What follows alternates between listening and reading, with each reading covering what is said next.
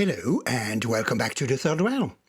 Now that the layout is up and running, I finally get to do something I would have wanted to do at the start of 2025.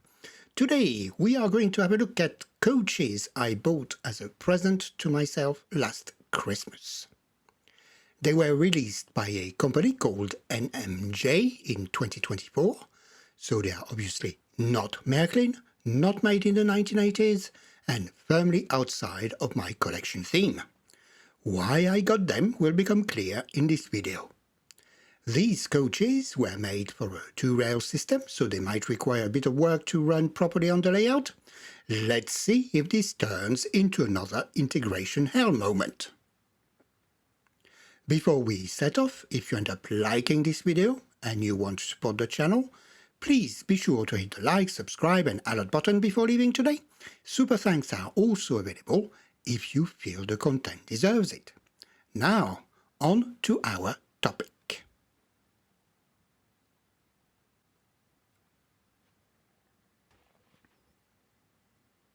Halfway through last year, I finally managed to get my hands on this model. It is a Märklin 3137, A-class Di3a of the NSB, the Norwegian State Railways. This model is an export model, a category of models produced in limited quantities for non-German markets. They were usually listed in separate catalogues, released in a single market on year 1, then for worldwide availability from year 2 onwards. Production runs varied. Some models were only available for 2 years, whilst others had much longer runs. I don't think this model was included in any export or general catalogues. The only reference I could find was in a 1990 dealer catalogue, which was a quick reference tool to help dealers find items in the main catalogues. Even there, no reference to any catalogue can be found, so we'll do without catalogue pictures today. The model was released in Norway in 1989. This version had a few cosmetic flaws that were corrected with version 2, released for worldwide availability in 1990. This version was only available until 1991. The main difference between the two versions are the placement of the running number on the side, which is a bit higher on the second version, the shade of green used for the livery, which is a lighter olive green color on the second version. Technically, the model is based on the NSB NoHab tooling Märklin had been using since the 1960s, starting with model number 3068. I have taken out the previous model, a 3143, so we can compare. It's all pretty similar. The only difference is the livery, of course, and the reappearance of handrails on the nose of the 3137. In terms of prototype, the Di3a was ordered by the NSB in the mid-50s. It is the same story as everywhere else in Europe. Steam was on its way out, electrification was the preferred way forward, but as it couldn't be deployed everywhere for technical and financial reasons, diesel also needed to be part of the mix. The class is based on a General Motors design derived from the American F7, built under license by NoHab in Sweden. The first units entered service in the mid-50s. They were all painted green with an NSB logo on the nose. A second batch, consisting of a cancelled order from Finland that was offered to the NSB by NoHab, entered service in 1960. Our model represents one of them. The two Di3as in the batch were also painted green, but with additional stripes on the sides. This batch also included 3 Di3b, faster locomotives with a different power delivery, with only 2 powered axles per bogie. All units in this order are also 30 centimeters longer than other NoHabs used by the NSB. This was followed by two more batches of Di3as, one in 1965 and the other one in 1969. All these locomotives entered service in a brown livery with stripes. The pre-1965 Di3as were repainted brown by the late 1960s. The class kept this livery well into the 1980s when the deployment of a red livery took place. The last unit was repainted in 1990. Withdrawal of the class started in the mid-1990s. About half of the units were sold to railway operators, and quite a few of them are still in service today. So, back to the model. Internally, the model shares its construction with all the other NOHABs made by Märklin until then. As we can see, the internal arrangement is quite old-fashioned, even by 1989 standards. Large flat collector motor, mechanical reversing unit, bulbs. Nothing special, really. I have serviced the model ahead of time. The maintenance was very straightforward. A couple of things I thought I would mention about this tooling, though, while we're here. If the model has been heavily used, or has been over-lubricated then left unused for a while, there is a chance gunk has accumulated on the contact points between the front bogie, that's the one with the pickup shoe, and the chassis. This will cause ground contact issues. You'll find a locomotive hesitates or even stops on curves, and for digital conversions, you might see the locomotive stop and restart at random. So it is advisable to check the area. This is easily done. The pickup shoe needs to be removed, the contact plate lifted. This will allow access to the C-clip holding the bogie to its pivot point. This needs to be removed, and you'll be able to lift the bogie. A simple pass with some cleaning fluid or even some alcohol if you don't mind your paint, or a track rubber if corrosion is present, should do the trick. You only need to do this once and you should be okay for many years. I just need to find my clip now. Don't do what I did and hold the C-clip down or it will fly off, never to be seen again. And we are back about an hour later. What did I say? I was lucky. The next thing is tires. You wouldn't believe the amount of times I found the wrong tire type used on NOHABs. The wheels are smaller than most locomotives made at the time, and the tire reference to use is 7154, not 7153. Okay, now what can we put behind the 3137? For a good impression of Norwegian railways in the 1950s and 1960s, I can only recommend a visit to this site, which contains thousands of documents. There is a link at the top and in the video description if you're interested. Let's look at what Märklin did at the time the 3137 was released. The choice was pretty light. There were two coaches, the 4242 and the 4243. They are both reissues of existing Märklin models released in Deutsche Reichsbahn livery in the late 1970s. Nothing wrong with that, as the prototypes were part of a German hospital train left behind by the retreating Wehrmacht at the end of World War II. For freight, there was an older style BP tank wagon that could potentially work. And that was it. Pretty light, isn't it? I wanted something different for my 3137, so in usual the third rail fashion, to stay in keeping with the collection theme, I look at what other manufacturers had to offer in the 1980s. And I cannot say I was spoiled for choice. Lima did a few coaches in brown, which I think might not be quite right in terms of classification. I think they are post-1970. But this type of coaches entered service in the 1950s, so this could work in terms of looks.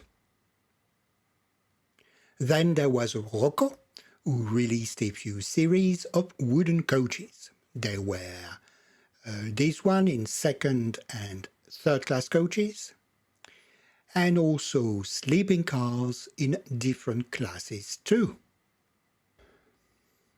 As you can see, there wasn't much. I quite liked the look of the Rocco units, so I went on the hunt for some, and finding them was very difficult. Being one of the few choices available, they are still in high demand and fetch good prices. Additionally, I think these were used by a few Scandinavian companies as a base for customized products. I don't know how popular these were, but I am sure this must contribute to the scarcity. I also looked for Lima models just in case, and I could not find any for sale. I only managed to get my hands on 2 Rocco units we have here after a few months spent looking. As I was searching, I stumbled across the new releases from NMJ, which looked absolutely gorgeous. So much so that, tired of searching, I decided to break my rules and ordered these instead. So, let's have a look.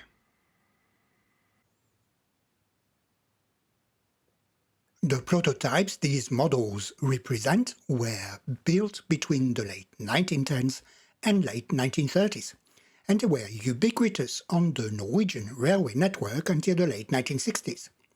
Their withdrawal at scale started with the introduction of larger numbers of metal coaches in the 1960s, but the process was slow and some units remained in service all the way until the 1980s.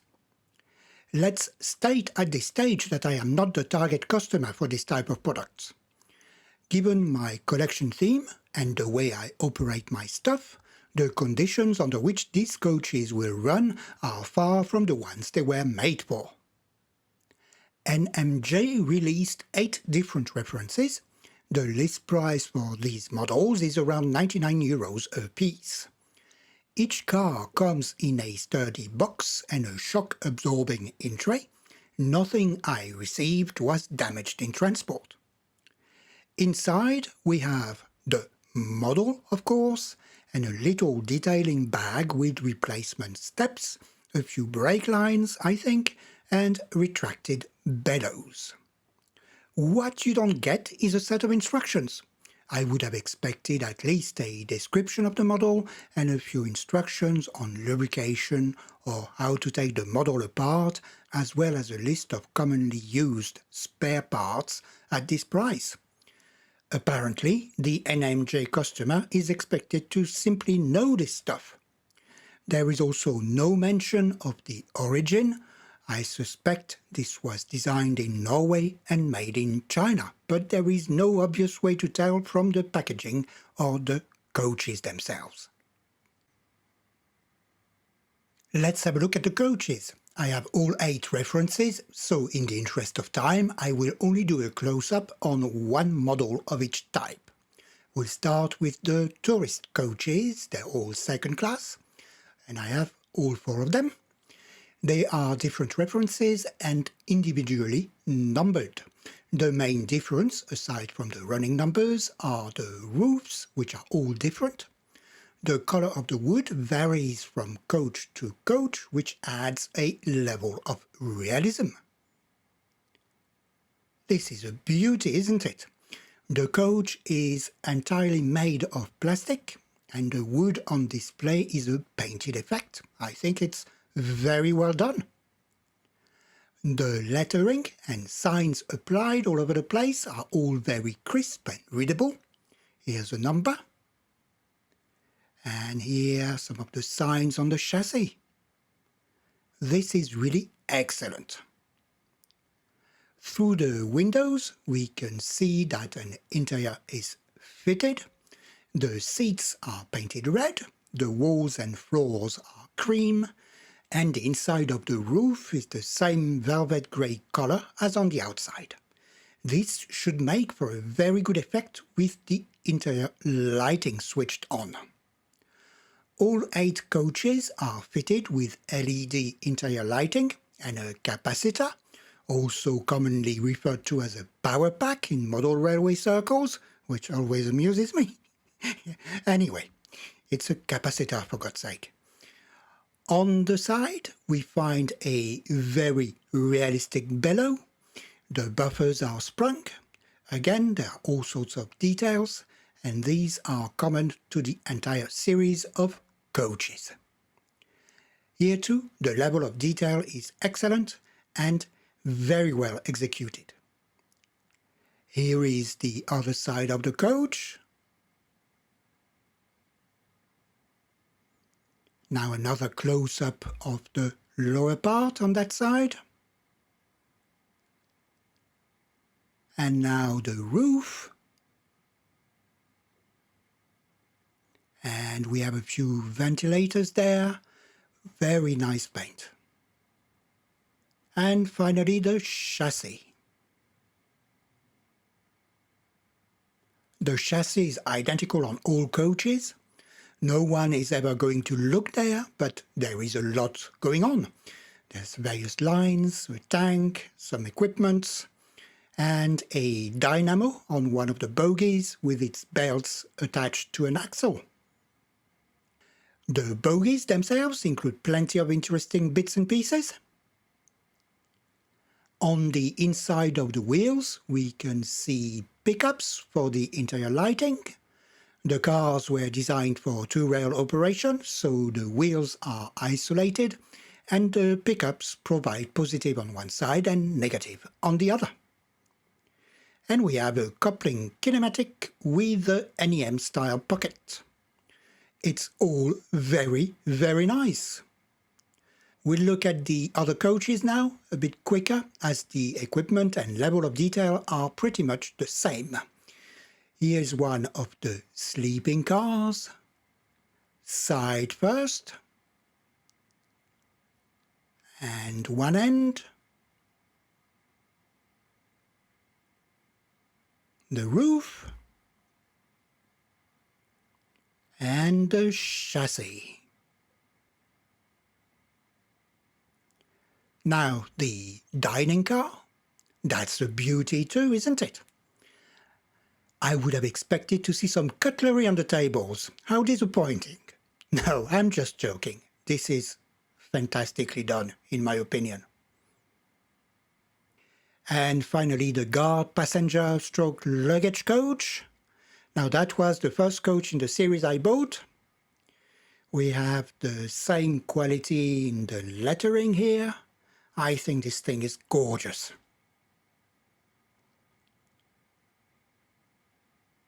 Okay, let's move to the layout for the next bit.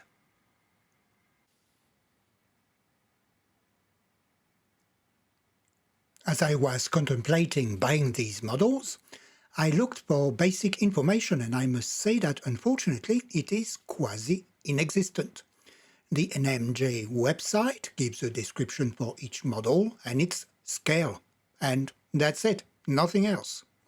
So I first contacted NMJ to find out about the minimum recommended radius and availability of 3-rail axles.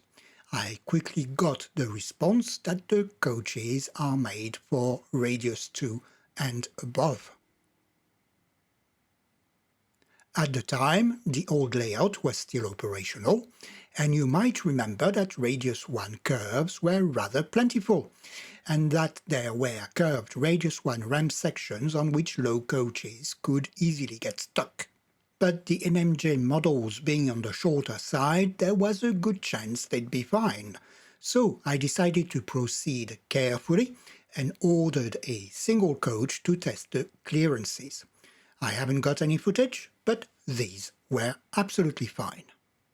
So I decided to proceed, but the old layout had to go, and I had to put this on the back burner.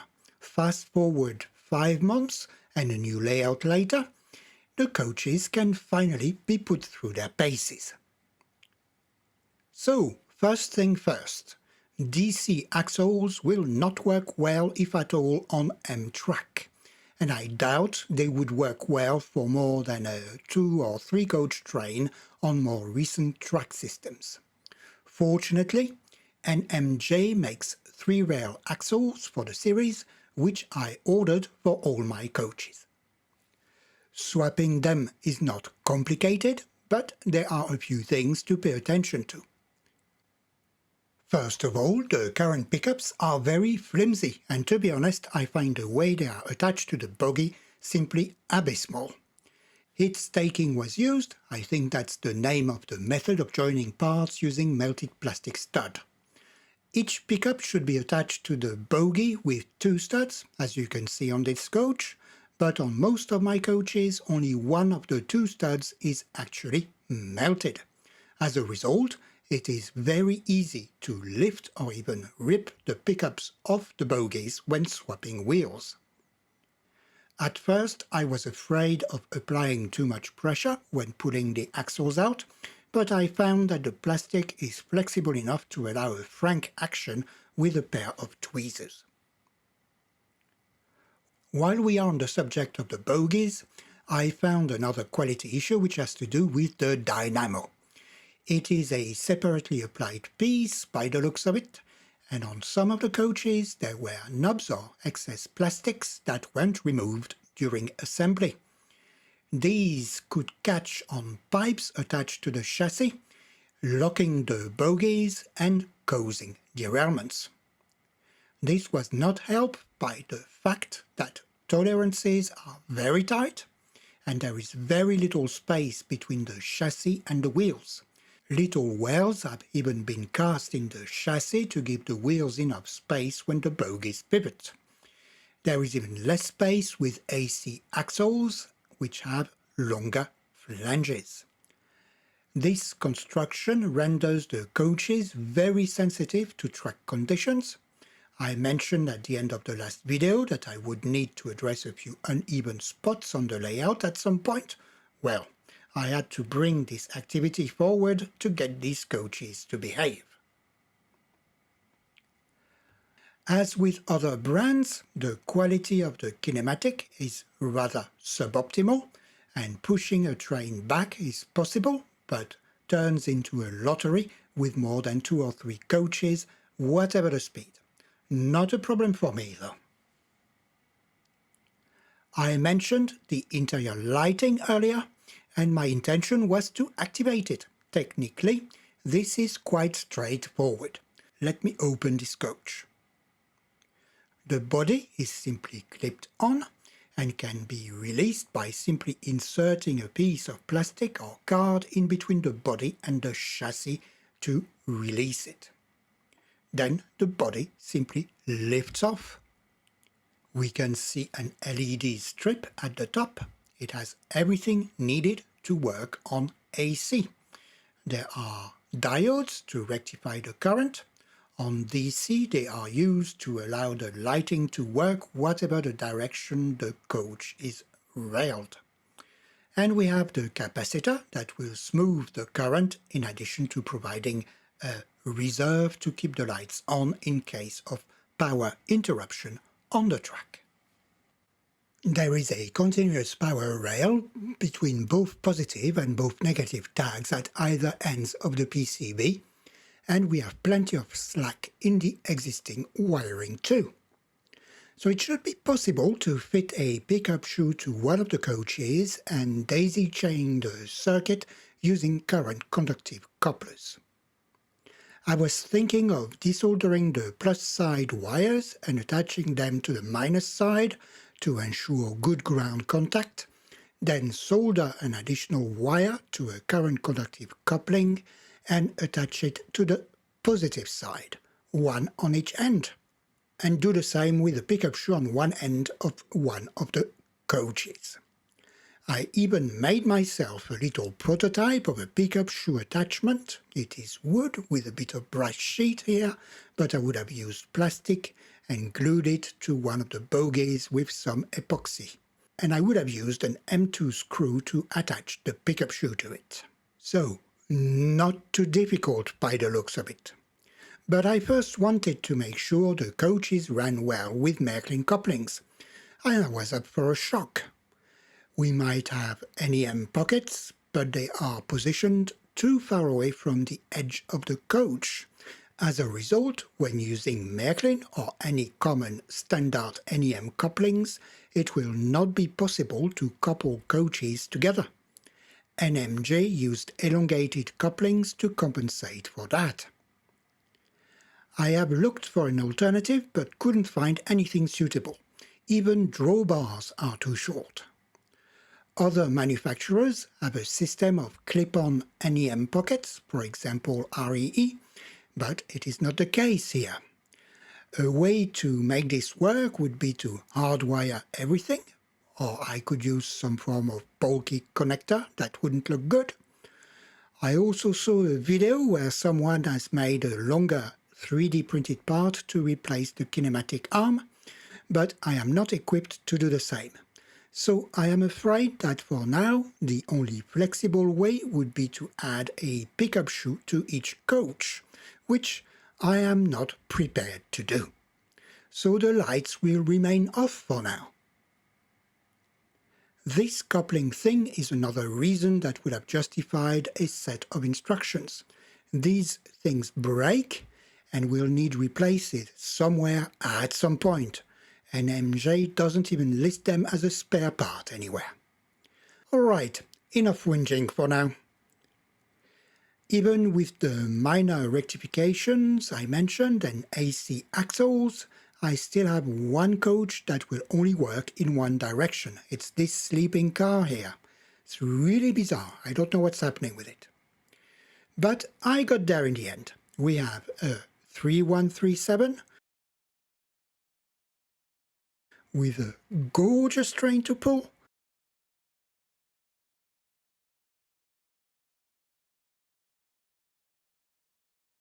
So let's send it on its way.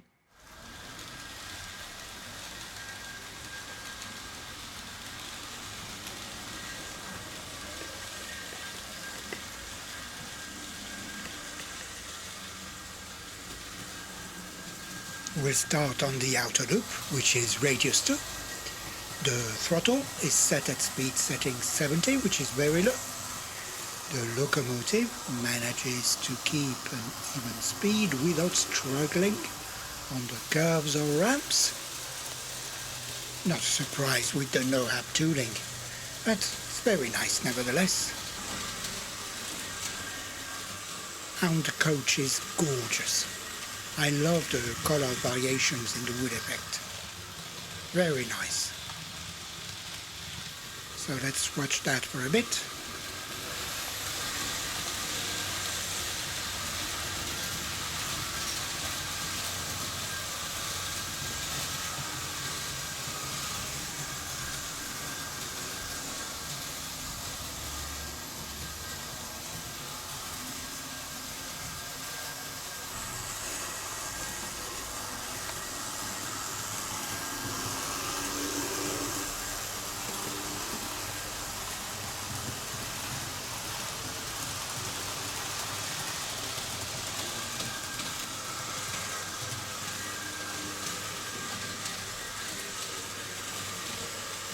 Nice display, isn't it? Now let's try the inner loop, which is radius 1 this time. Getting the coaches to work here was pretty uneventful, oddly enough, but I had to swap out a few dodgy track pieces that found their way to the layout despite all my testing over the last few months.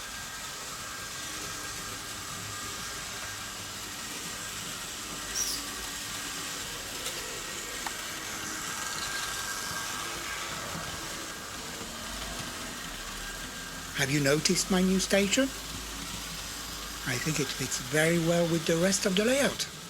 If you haven't seen my community post, I had to repaint the roof, and for a change, even I am happy with the result.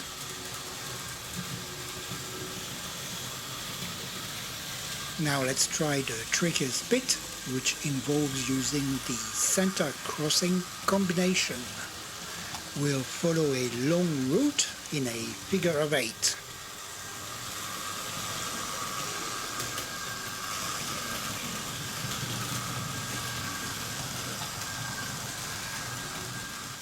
where there's a lot of wobbling going on, but we remain on the track, which is what matters.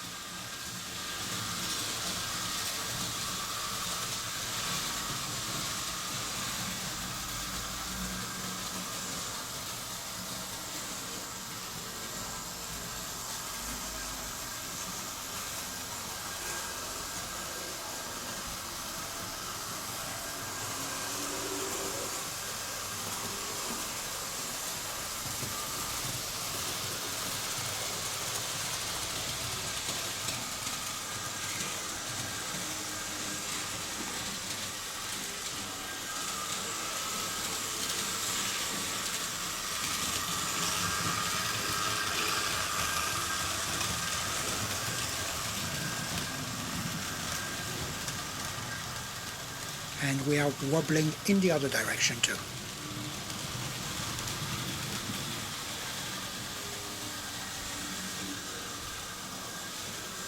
Now, I won't lie, I haven't achieved a 100% level of reliability on the long route. Something always ends up derailing after a few rounds, so this consist is unlikely to be used as is in an automated mode on this layout. I might try a shorter train and see how it goes though.